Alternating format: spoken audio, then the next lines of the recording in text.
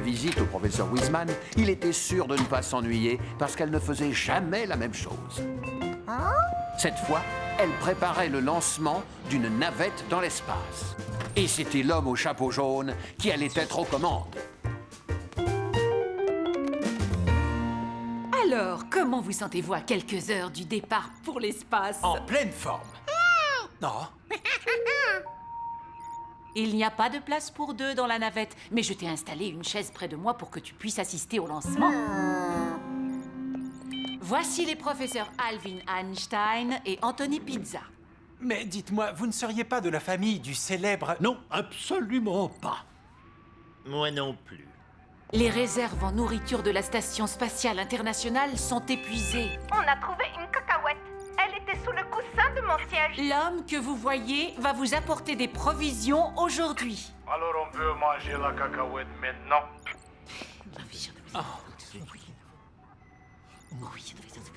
Oui, vous pouvez la manger maintenant. Ah. Et voici la navette entièrement conçue par le professeur Wiseman. Votre mission consiste à larguer le chargement de nourriture au bon moment. Une fois largué, il s'arrimera automatiquement à la station spatiale. Pouvons-nous compter sur vous? Tout à fait.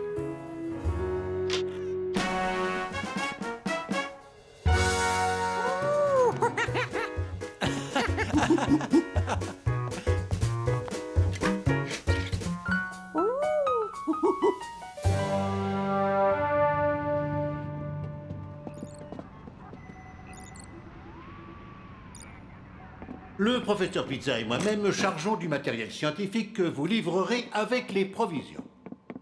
Du matériel scientifique? À quoi ça pouvait ressembler? Georges, fais attention. Ça doit être fragile et ça doit coûter cher. Un raton laveur? Oui, nous envoyons différents animaux pour étudier leur adaptation à la vie dans l'espace. Ils avaient embarqué un serpent, des fourmis et... Mais qu'est-ce qu'il y avait là-dedans?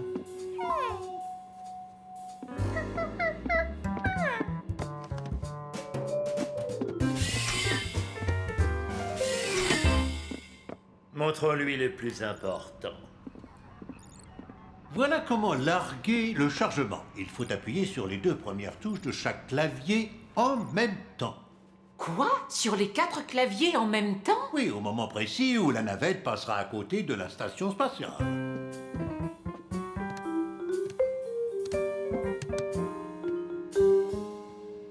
Je ne voudrais pas vous vexer, mais avec 2 mains, ça va être difficile. Ah, il n'y a que le professeur Pizza pour avoir des idées pareilles. Ah, attendez, le raton laveur, c'était mon idée, mais les 4 claviers, c'était la vôtre. Ah oui, et puis quoi encore? Parfaitement, il suffit de vérifier, Je me d'ailleurs. souviens très bien du jour où vous m'avez parlé de 4 claviers.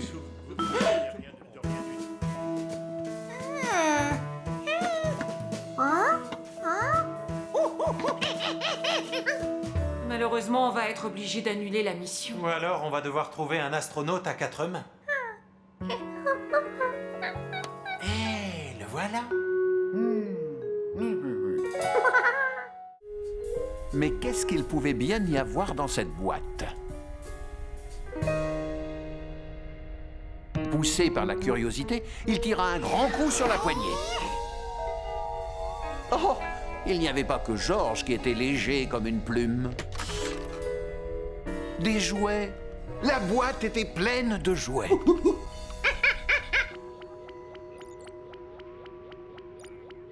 Pauvre Georges. Le voilà tout seul et coupé du monde. J'espère qu'il n'a pas trop peur.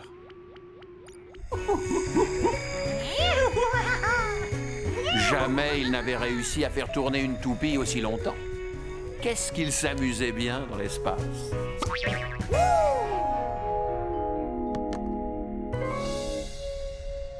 Mais il s'amuserait encore plus s'il n'était pas tout seul. Ah, la liaison va bientôt être rétablie. Que s'est-il passé? Où est Georges?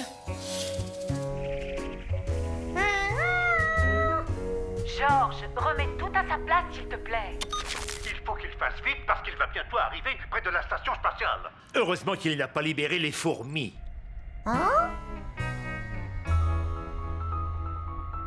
Si jamais elles trouvent la nourriture, alors elles vont tout dévorer.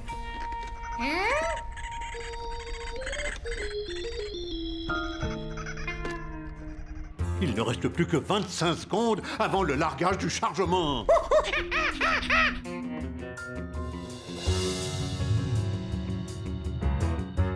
Il ne te reste que 20 secondes pour tout remettre en place.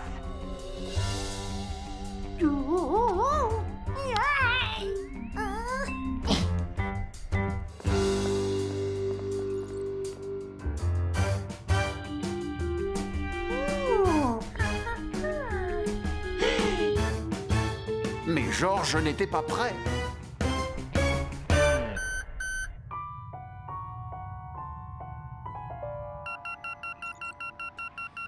Pourvu qu'il réussisse au prochain passage. Georges, il te reste encore une chance. Ensuite, quoi qu'il arrive, nous devrons te ramener sur Terre. Nous avons de plus en plus faim.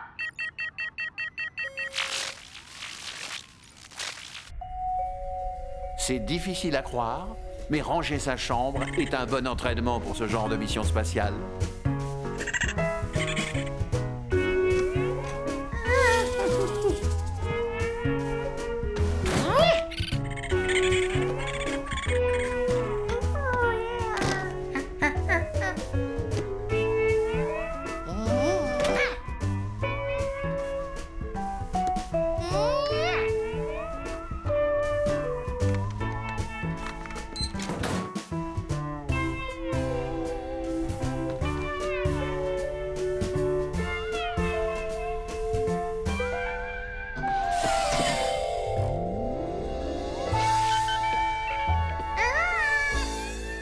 Il a l'air d'être prêt.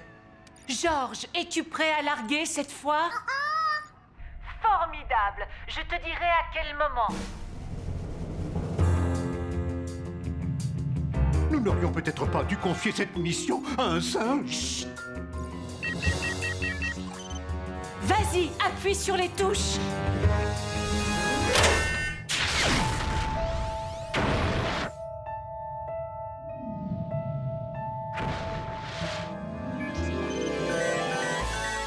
Réussi. Bien joué, Georges. Merci beaucoup. Pour que nous puissions te ramener sur Terre, tire sur le levier qui allume les réacteurs. Georges, fais ce que je te dis avant qu'il ne soit trop tard.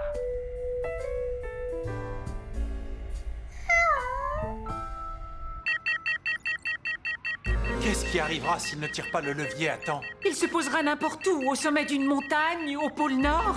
Georges, tire sur le levier.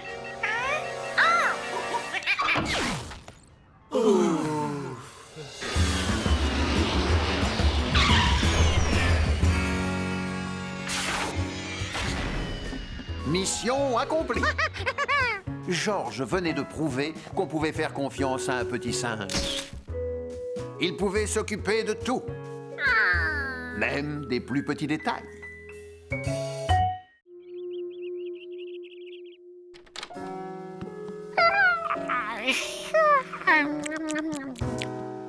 Quand on se lève à moitié endormi, les choses familières nous semblent étranges.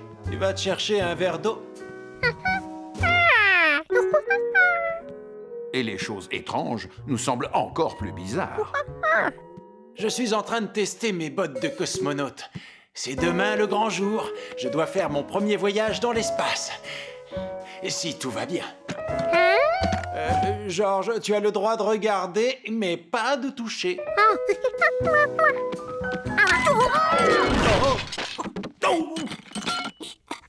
On ne sait jamais. Ça peut être utile également d'apprendre à tomber. Bonjour, je vous attendais. Vous vous souvenez sans doute des professeurs Einstein et Pizza? Alors, vous êtes prêt à devenir le premier citoyen lambda à voyager dans l'espace? Aucun homme au monde n'est mieux préparé que moi pour cette mission spatiale. Demandez à Georges. Ah, vous connaissez votre mission, réparer le télescope spatial mis au point par Monsieur Pizza et moi-même. Avec un télescope ordinaire, on peut observer des objets éloignés. Mais comme notre appareil est beaucoup plus gros, on peut observer des objets encore plus éloignés. Et puisqu'il est dans l'espace, on n'est pas gêné par l'atmosphère terrestre qui fait écran de fumée.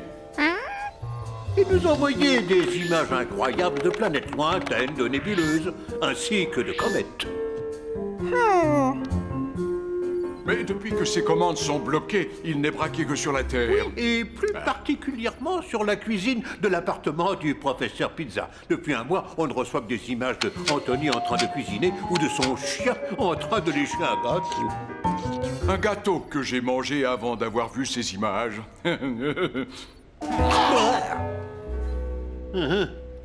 Et pour réparer le télescope, vous devrez remplacer 4 piles de forme cubique. Laisse-moi t'aider, Georges. Vous devrez aussi remplacer 3 gyroscopes de forme cylindrique. Les gyroscopes permettent d'orienter le télescope. Ah, c'est difficile à comprendre. Je vous l'expliquerai une autre fois. Tu as entendu? C'est trop compliqué pour un singe. Non, c'est à vous que je parlais. Oh, d'accord. Vous ouvrirez le compartiment qui contient les pièces défectueuses à l'aide de cet outil. Quand la manette est à gauche, l'outil est en mode dévissage.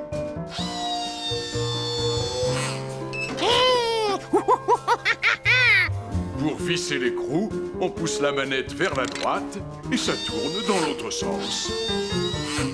Ah, tu as compris? À gauche, on dévisse, à droite, on visse. Même dans l'espace.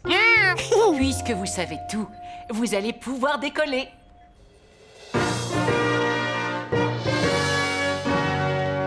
Pour ma sortie dans l'espace, je n'aurai qu'à ouvrir la porte et la refermer derrière moi comme sur Terre? Non, vous n'aurez rien à faire. Cette porte a été conçue pour se refermer et se verrouiller automatiquement après votre sortie. Attendez, et comment je vais pouvoir rentrer? Vous avez oublié la poignée? Je sais, il y a un bouton caché quelque part. Non. Ne me dites pas que vous n'avez rien prévu pour le faire rentrer dans la navette après son intervention. Le verrouillage automatique de la porte était une idée de Pizza. Non, la fermeture automatique était une idée de moi. C'est toi qui as suggéré de verrouiller la porte. Oh, il n'y a plus qu'à annuler la mission. Désolé. Non, s'il vous plaît, je ne sais pas, moi, quelqu'un pourrait m'accompagner et ouvrir la porte de l'intérieur. Il n'y a pas de place pour un deuxième homme.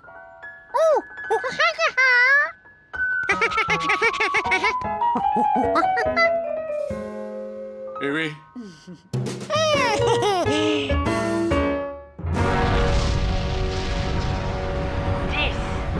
9, 8, 7, 6, 5, 4, 3, 2, 1, mise à feu.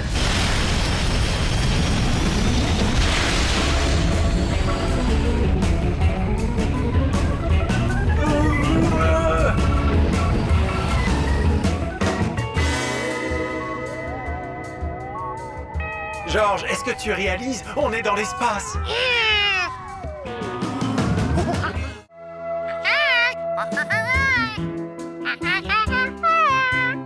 Oui, je sais. Mon travail consiste à appuyer sur ce bouton pour que tu puisses rentrer.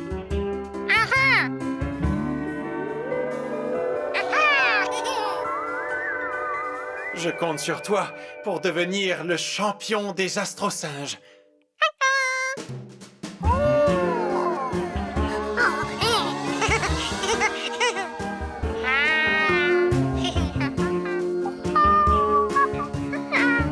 Georges n'était pas prêt d'oublier sa promenade dans l'espace.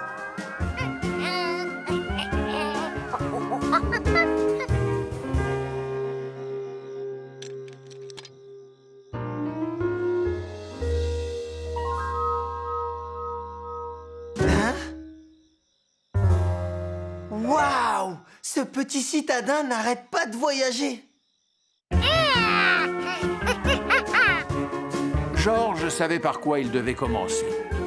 Dévisser l'écrou en se servant de cet outil.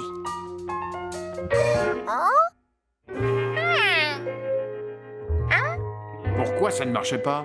Pourtant, il connaissait le mode d'emploi. À gauche, on dévisse. À droite, on visse.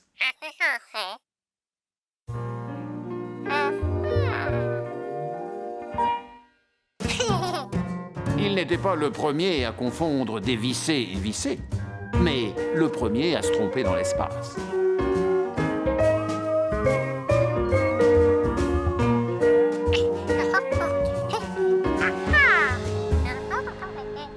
Au fait, est-ce que je vous ai signalé que dans 2 minutes, il sera à court d'oxygène?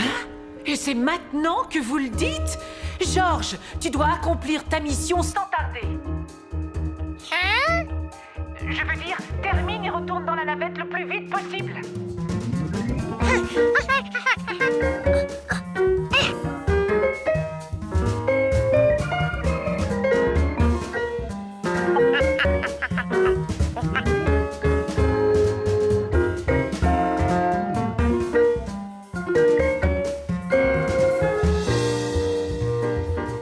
C'était très facile de changer les pièces défectueuses. Enfin, pas tant que ça.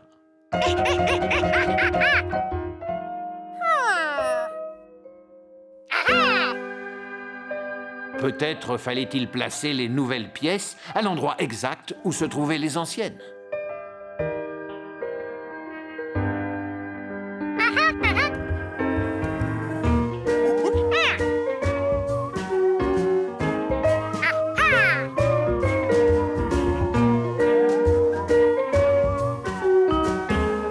Oh non!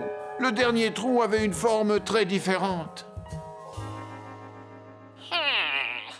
Georges, retourne tout de suite dans la navette. Georges! Je vais aller le chercher. Sans câble de sécurité? Certainement pas. Qu'est-ce que je peux faire?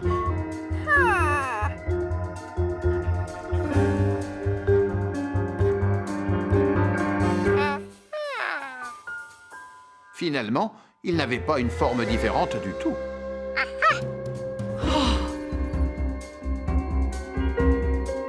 Il ne lui restait plus qu'à revisser l'écrou. Genre, dans 5 secondes, tu n'auras plus d'oxygène. Tant pis, je sors le chercher. Non! Vous allez dériver dans l'espace!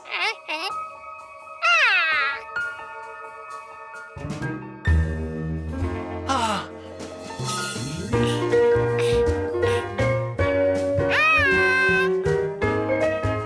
Ouf. Oh! Il a réussi, il est sain et sauf. Oh, super! Voyons maintenant si nous pouvons à nouveau téléguider le télescope. Mission réussie! Vous pouvez revenir sur Terre. Oh, ce n'était pas dans 2 minutes, c'était dans 1 heure et 2 minutes. Oh, autant pour moi.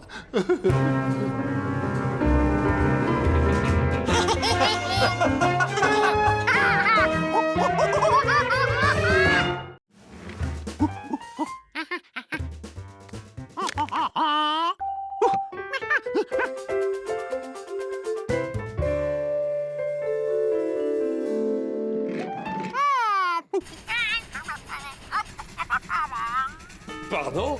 Est-ce que vous pouvez répéter? Qu'est-ce qu'il a dit? Numéro 7, numéro 8, vous avez compris? Mais pas du tout. Mais je lui fais confiance.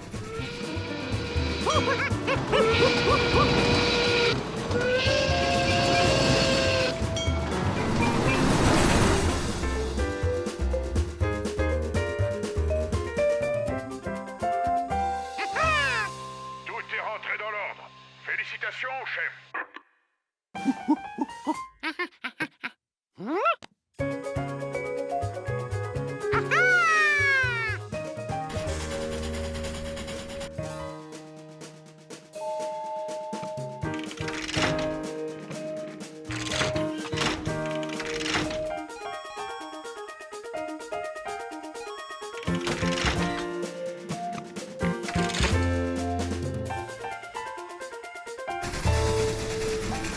Chef, est-ce que vous me recevez? Chef, c'est à nouveau la pagaille.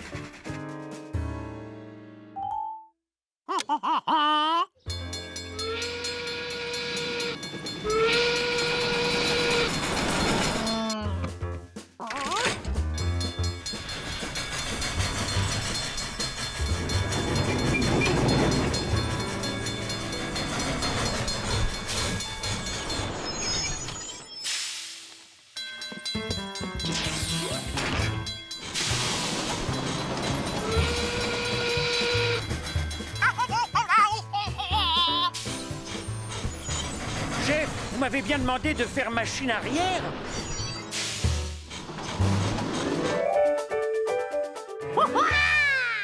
C'était encore plus facile que les trains électriques, surtout pour un petit malin comme George.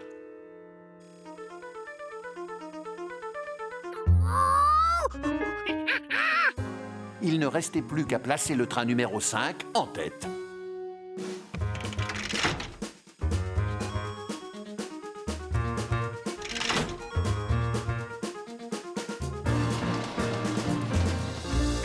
Bravo, George! Beau travail! Le train numéro 5 roulait en première position, suivi par les 8, 7, 9 et 6.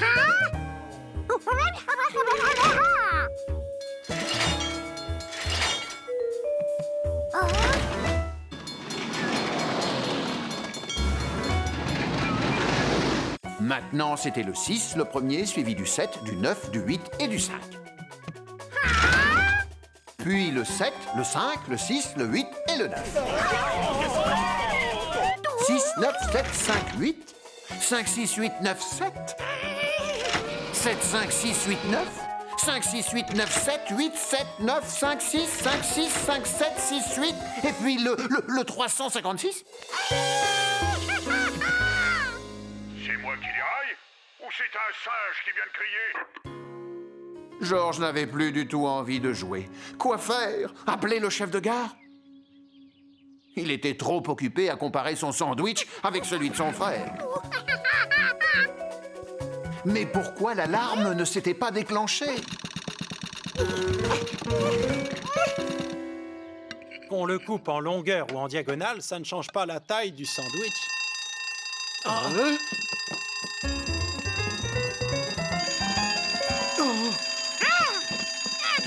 Merci de m'avoir remplacé. Mais maintenant, je dois reprendre les commandes.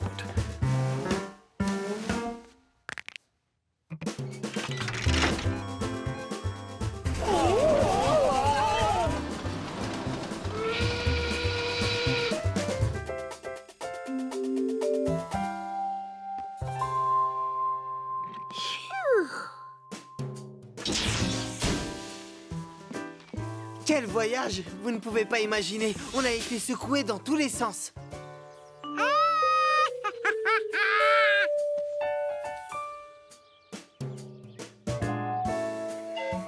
George voulait toujours devenir chef de gare, mais seulement chez lui, où il pouvait manger un sandwich entier sans avoir à le partager. Le couper en deux, ça n'apportait que des ennuis.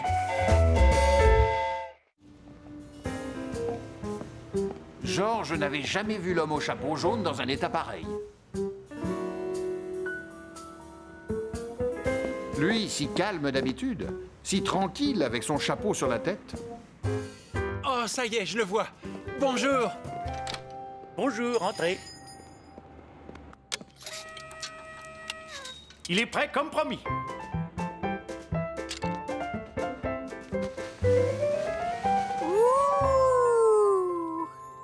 Ah, ça valait vraiment la peine de s'en passer pendant 3 longues journées.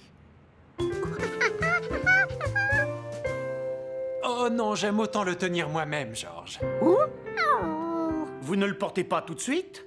Oh non, je veux le garder impeccable pour ce soir. Nous devons aller au planétarium pour l'inauguration du dôme.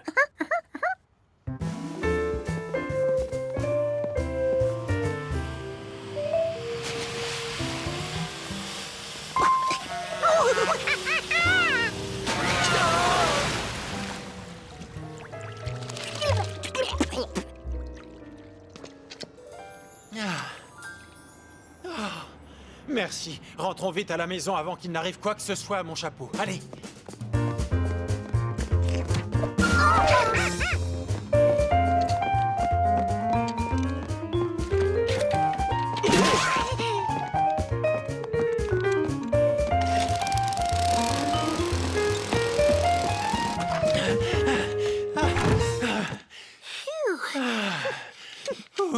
Sauvé. On a réussi. Quelle heure est-il? Bon, dès que je reviens à la maison, nous allons au planétarium. Alors, va au bain. Il y aura plein de photographes ce soir. Je veux que tu sois beau pour l'occasion. Georges allait prendre son bain, puisqu'il le fallait.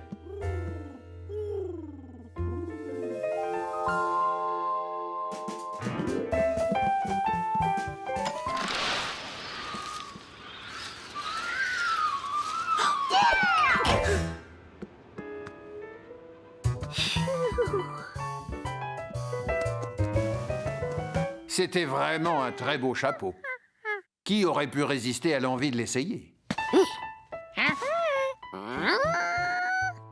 Georges voulait montrer à Boussole combien il était élégant habillé de cette manière.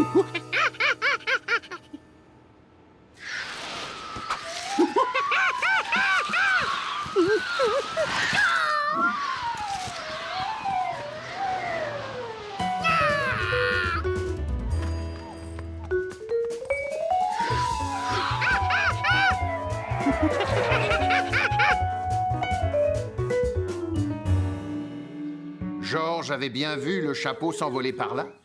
Où était-il passé?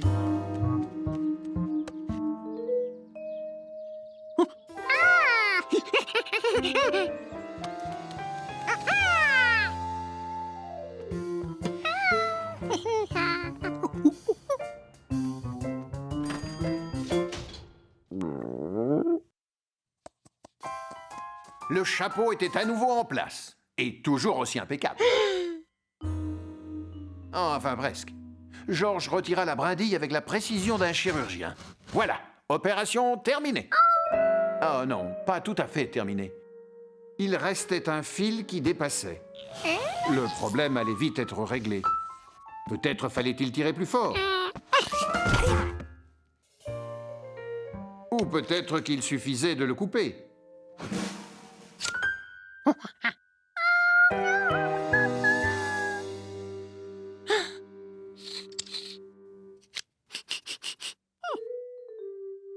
Mais Georges avait oublié que la dernière fois qu'il s'était servi des ciseaux, c'était pour couper son sandwich fraise-banane.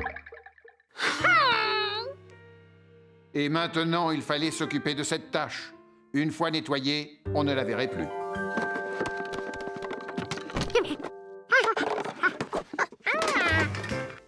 Ah, la brosse magique qui réussit à faire briller le grill même quand il est très sale.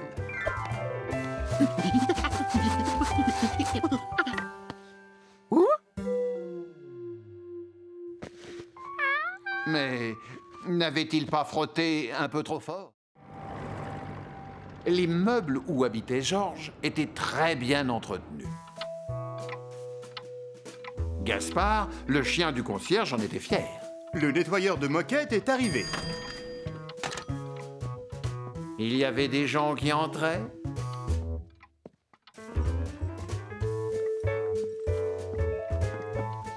D'autres qui sortaient.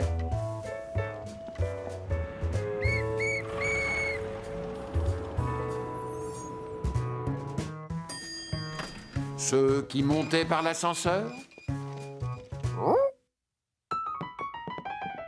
Et ceux qui descendaient par l'escalier.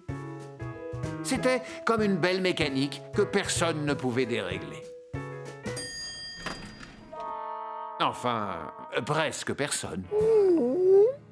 On ne peut pas remonter dans notre appartement avant que la moquette ne soit sèche. Alors reste assis dans le hall pendant que je sors faire les courses, d'accord? Et sois sage. Oh, et si tu as faim, mange cette pomme. Je n'en ai pas pour longtemps. Taxi, taxi.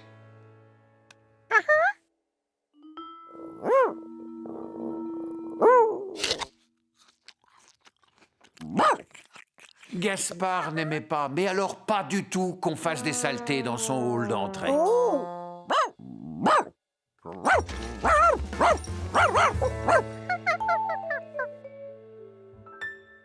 Georges avait compris qu'il devait aller manger ailleurs s'il ne voulait pas avoir d'ennui. Que pouvait-il y avoir derrière cette porte?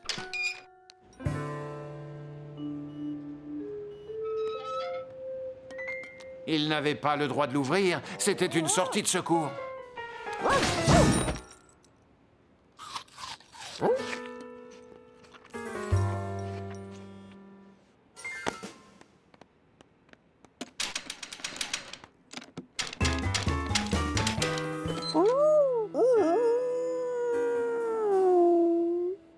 Et maintenant, comment allait-il pouvoir rentrer?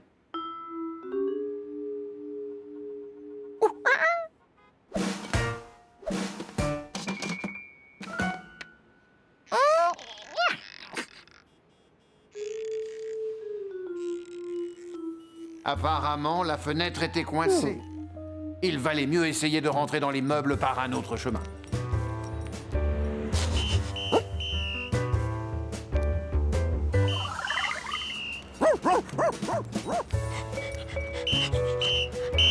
Avancez, avancez, plus vite que ça.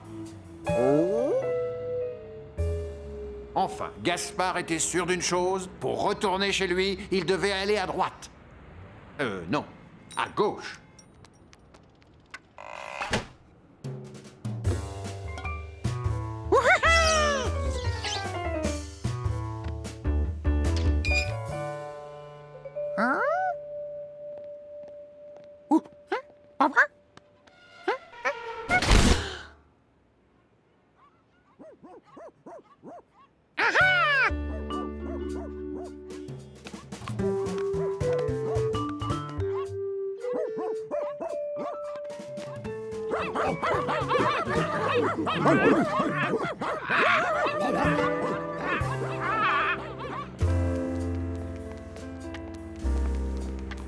Le teckel ne se sentait pas rassuré. Dans quel état allait-il retrouver le hall si jamais le singe était rentré avant lui? Oh là là, c'était encore pire que ce qu'il avait imaginé.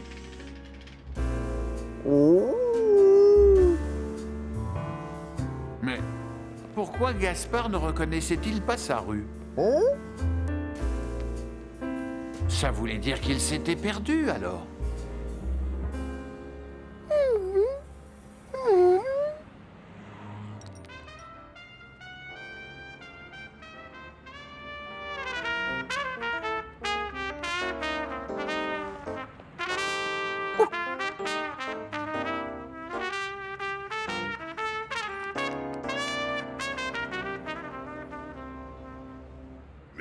Merci, c'est très gentil de votre part. Allez vite, on rentre à la maison.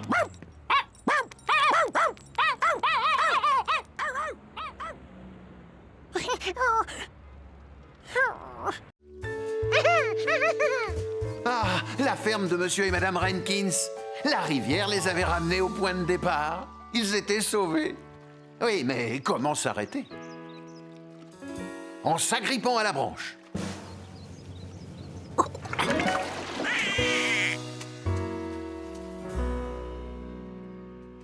Plus que quelques centaines de mètres à parcourir, et il serait enfin complètement perdu. Ce n'était pas le bon silo à grains.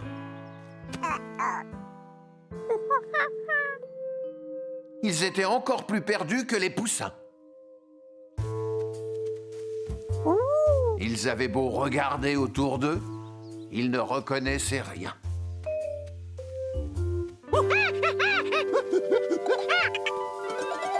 Sauf le rocher en forme de canard. Enfin un point de repère. Georges dessina une carte pour essayer de s'y retrouver. Ils étaient passés à côté du rocher en forme de canard. Et juste avant, près des arbres en croix. Et du bateau. Et ils étaient partis du silo de la ferme des Renkins. Et c'est justement derrière le silo que le soleil se couche. Enfin, ils se sentaient moins perdus. Vite, au rocher! Mais de près, il ne ressemblait plus vraiment à un canard.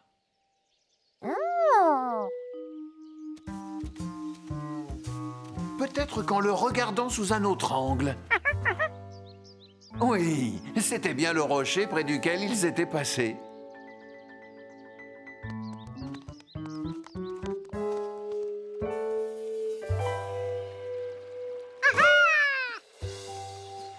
Les arbres en croix.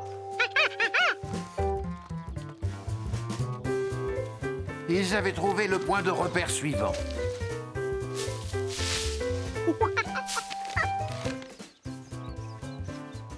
Et voilà le bateau, le 3e point de repère.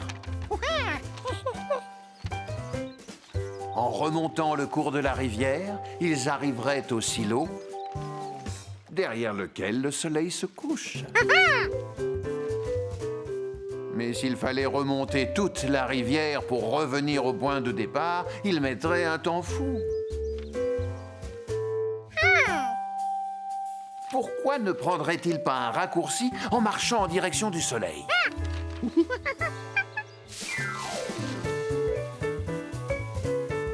Bon, d'accord, il n'avait peut-être pas choisi le chemin le plus facile. Surtout qu'ils ne voyaient pas du tout où ils allaient. Comment marcher en direction du soleil quand il est caché par les herbes? Heureusement que Georges était malin.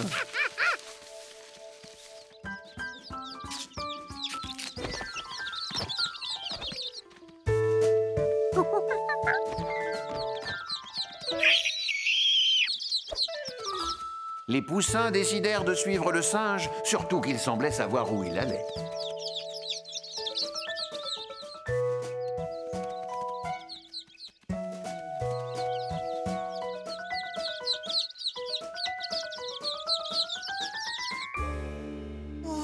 On les retrouvera jamais avant qu'il ne fasse nuit. Georges! Je t'avais pourtant demandé de rester près de la rivière. Oh, tu les as retrouvés. Je ne sais pas comment te remercier.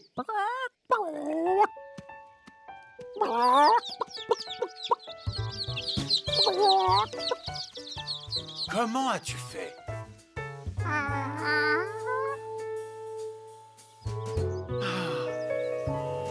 Après une journée où on s'est perdu en pleine campagne, il n'y a rien de plus reposant que de revenir en ville. Tu as vu un radeau sur la rivière? C'est Billy qui l'a construit. On a prévu de faire une belle promenade au fil de l'eau dimanche prochain. Ça va être chouette, non?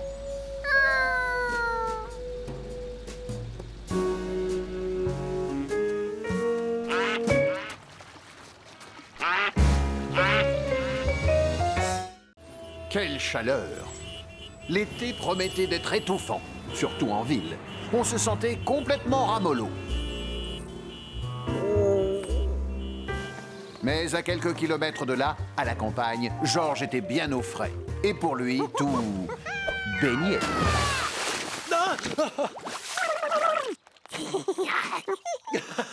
Tu oses appeler ça une bombe? Attention devant, ça va éclabousser! C'est chouette, la campagne. On y découvre un tas de choses qu'on ne voit jamais en ville. On peut écouter les grenouilles qui coassent, sentir le souffle des ailes de l'oiseau-mouche quand il vole autour des fleurs. Et le soir, le ciel étoilé est un vrai spectacle. Qu'est-ce que tu fais, Georges? T'admires les étoiles?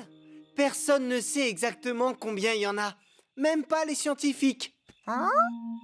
C'est vrai? Personne? Peut-être qu'il était temps que quelqu'un se penche sur la question.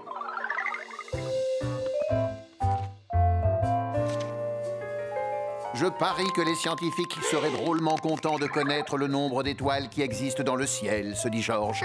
Je vais les compter. Règle numéro 1 pour compteur d'étoiles. Suivre ses comptes. Georges marque un trait sur son bloc pour chaque étoile identifiée.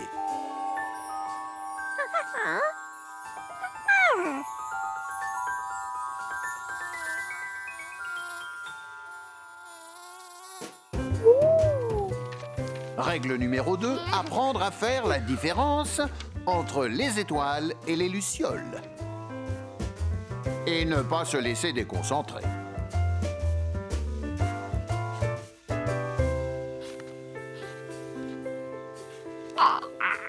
Règle numéro 3, Les 2 premières règles ne marchent plus si on ne garde pas les yeux grands ouverts.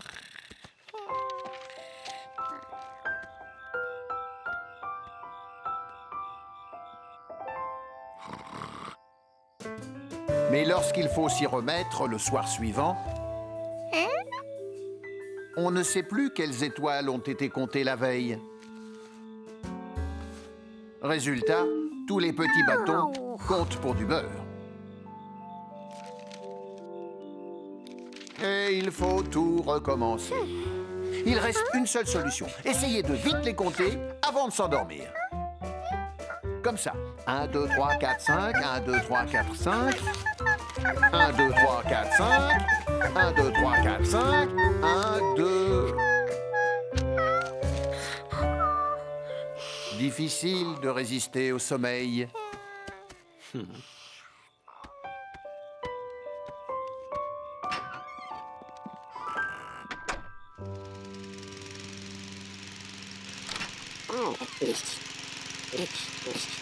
Bonjour les amis. Bonjour, Billy. George s'est couché tard pour compter les étoiles. Dommage que tu ne puisses pas les compter dans la journée. Elles sont pourtant toujours là. Mais on ne les voit pas à cause du soleil. Il y a trop de lumière. Bizarre, cette histoire de soleil qui éclairait trop. Où allaient les étoiles quand il faisait jour? Peut-être qu'elles dormaient? Ou peut-être que le soleil les soufflait comme des bougies? À moins que ce soit quelqu'un qui se chargeait de les éteindre grâce à un petit cordon accroché à la lune. Mystère et boule de gomme. En tout cas, impossible de les compter en plein jour. Il fallait attendre la nuit. Il devait bien y avoir un moyen pour compter les étoiles sans s'endormir. En se creusant la tête, George devait le trouver.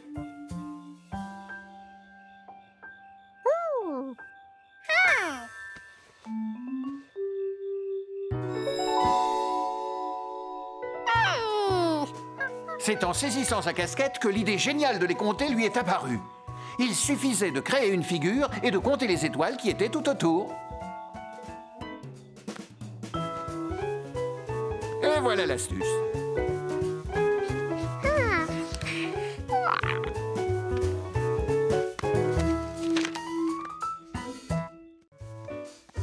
Attendez, vous n'êtes pas le docteur Gezoud, mais est-ce que vous êtes seulement médecin? Oh,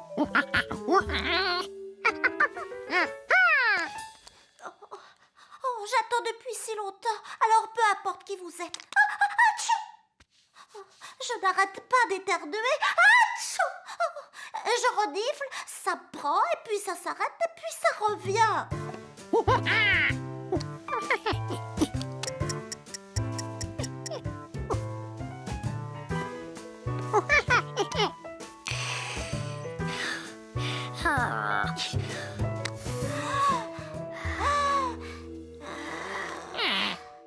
Il entendait mal à cause du gilet. Il n'y avait qu'une solution.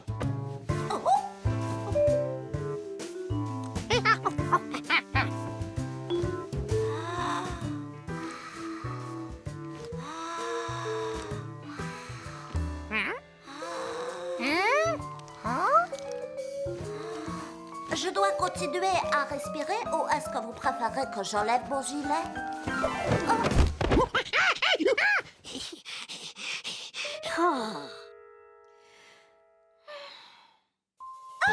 Je suis guérie. Vous êtes un petit singe génial. Merci, docteur, merci. Atchou! Oh, mais je ne suis pas guérie du tout. Atchou! Oh, j'ai compris, je suis allergique à ce gilet. Vous êtes le meilleur docteur que j'ai jamais rencontré. Je vais parler de vous autour de moi. Et voilà, George venait de soigner son premier patient, quand tout à coup, il entendit encore ce drôle de bruit.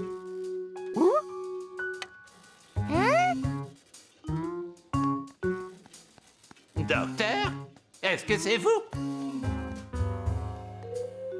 Un médecin n'abandonne jamais un malade.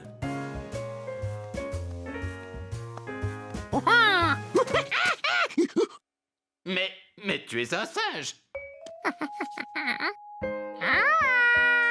Ah, mais c'est mon bras qu'il faut soigner, pas ma gorge, enfin. Non, je vais attendre le docteur Gesund.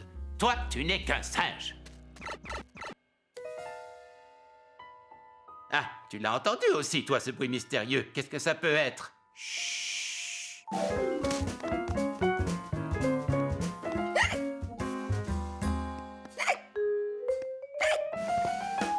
Ça fait 2 semaines que j'ai le... Ok. Oui, 2 semaines. Et ça ne s'arrête pas. Vous ne voulez pas essayer de me soigner? Mais quel genre de docteur est-ce que vous êtes?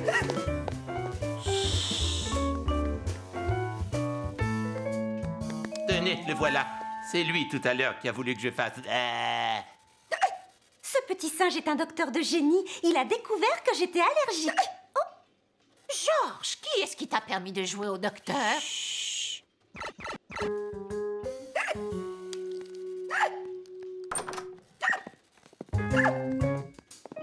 Mais qu'est-ce que c'est que ce déguisement?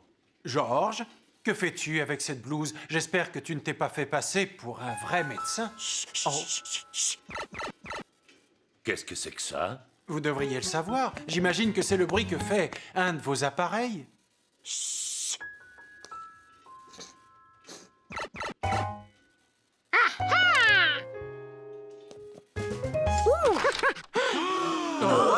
Docteur Gesund. Oh, oh, bonjour. Je suis venu ici pendant ma pause pour faire une petite partie, mais je n'ai pas vraiment vu le temps passer.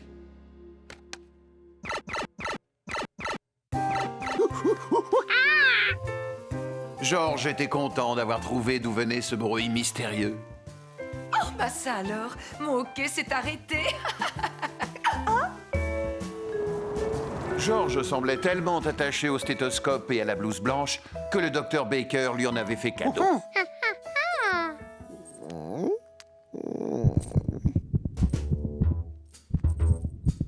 Gaspard aimait beaucoup rester dans le calme. Mais si Georges s'amusait à devenir médecin, il pouvait dire adieu à sa tranquillité.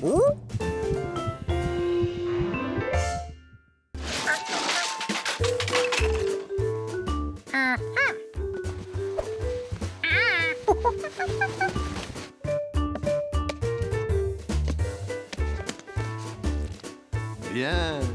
Oups.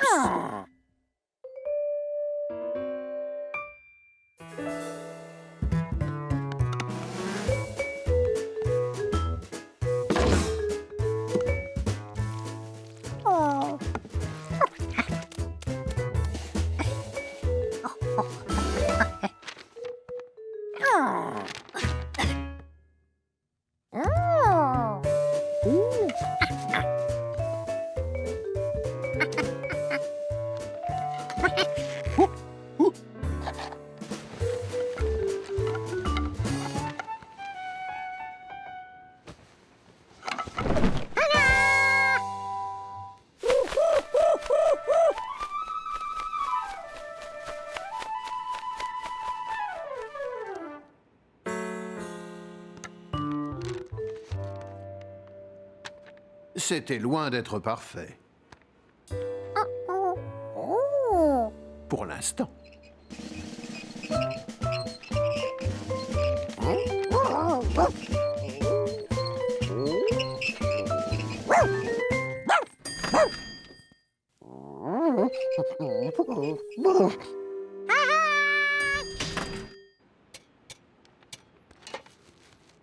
L'œuvre de Georges avait tout d'un arbre. Et le pigeon voyageur était ravi sur son nouveau perchoir. Oh, regardez-moi ça, mais ce n'est pas possible. Oula, que s'est-il passé ici? J'avais laissé Gaspard seul, et lorsque je suis revenu, il y avait de la terre partout. Ah, si seulement je savais parler teckel. Et moi, pigeon, ça m'arrangerait. Il y a un pigeon voyageur qui s'est installé sur mon balcon. Il ne serait pas bleu avec une bague jaune, par hasard? Tout à fait. Vous l'avez vu, vous aussi? C'est Boussole! Je croyais ne plus jamais le revoir. Je me suis dit qu'il serait plus heureux s'il avait un petit arbre sur lequel... Oh! Oh non! Quelle pagaille! Une chatte n'y retrouverait pas ses petits. Si l'un de nous parlait qu'elle, on saurait ce qui s'est passé. Georges, où es-tu?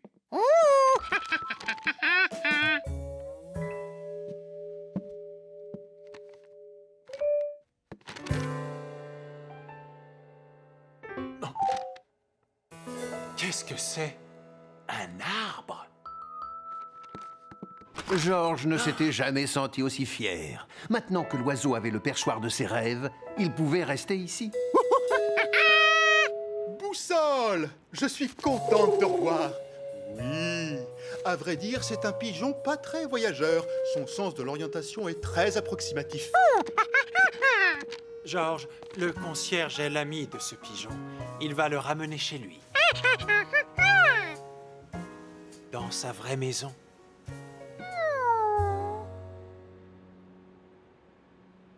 Regardez qui est de retour. Tu vois, c'est ici qu'il habite.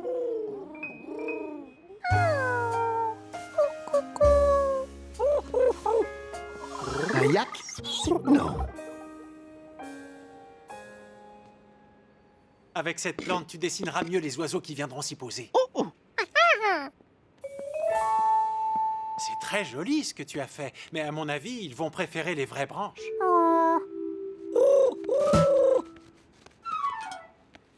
Boussole, regarde ce que je t'ai acheté. Fais comme chez toi.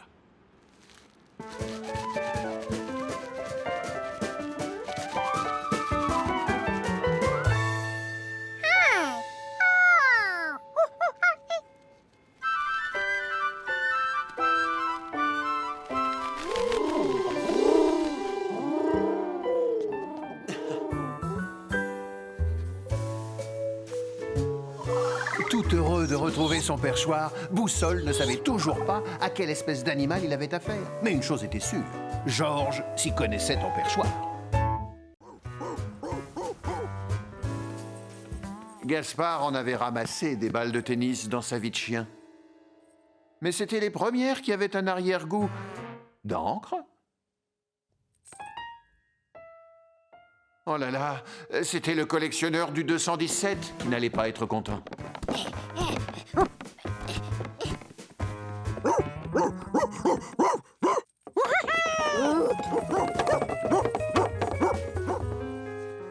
Comment expliquer à un singe que tous ses paquets n'étaient pas à lui?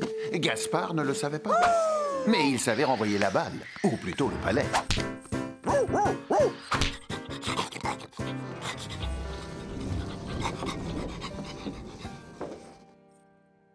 Et Georges qui n'arrêtait pas de déballer tous les objets. Il fallait faire quelque chose.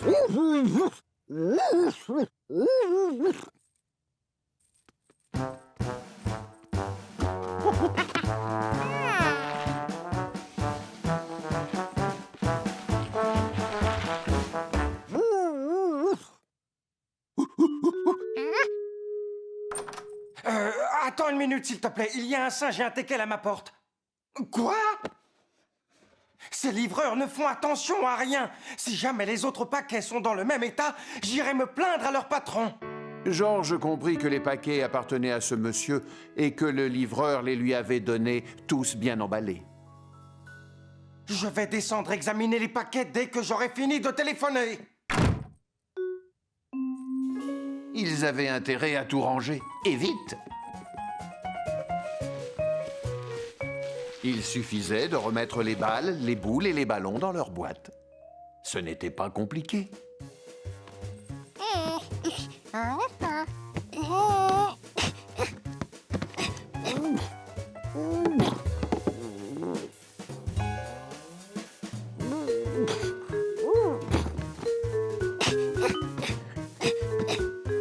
Oui, mais certaines balles ne rentraient plus dans leur boîte. Alors que d'autres pouvaient se ranger dans plusieurs.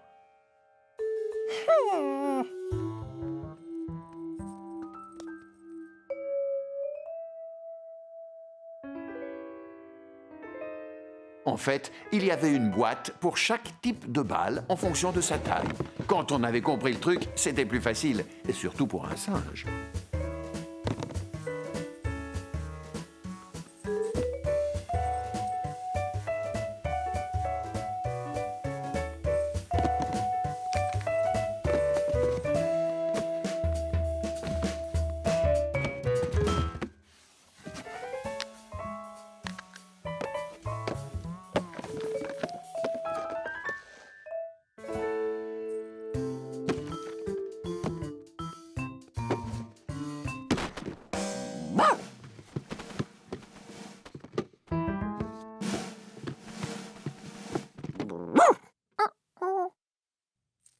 Gaspard montra à Georges comment ranger les boîtes.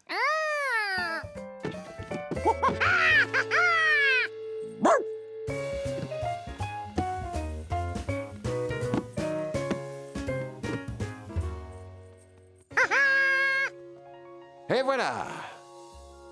Ils avaient réussi à tout remballer.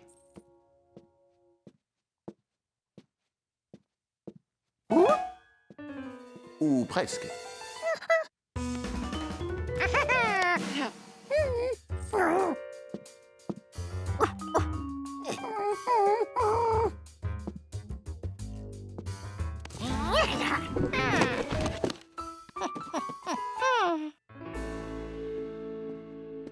Ah, ceux-là n'ont pas été ouverts?